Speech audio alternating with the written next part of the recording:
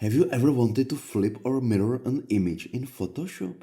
It's actually pretty easy to do.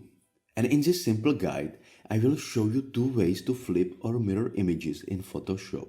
First, a quick definition. When you flip an image, you take the original and turn it around on a horizontal or vertical axis. It's like flipping a pancake. But mirroring an image makes a reverse copy, like you are looking at the original in a mirror.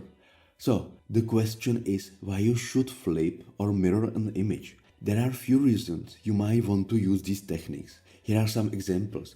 By mirroring an image, you can make a symmetrical designs. If you are making something with symmetry like mandala or Rorschach inkblot, mirroring comes in handy. You can also correct directional problems. For example, if you did scan something backward, flipping horizontally will set it right. By flipping an image, you can also give your image a totally different look and feel. So if you are interested in how to do it in Photoshop, here is a simple method for flipping and mirroring images in Photoshop, step by step. First, let's talk about flipping an image. Here is how to use it. Open your image and add it into your workspace in Photoshop. Then go to the top menu and click Image, then Image Rotation, and then click on Flip Canvas Horizontal and Flip Canvas Vertical. Just like that, your whole canvas flips. Undo and redo to flip back and forth if you want.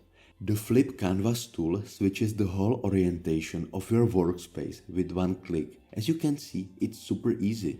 Now, let's talk about how to mirror an image. This can be done by flipping one layer and creating a reverse duplicate. Here is how. Open your image and right-click on the original layer and choose Duplicate Layer. Then, with the duplicated layer selected, go to Edit. Find Transform and then flip horizontal or vertical.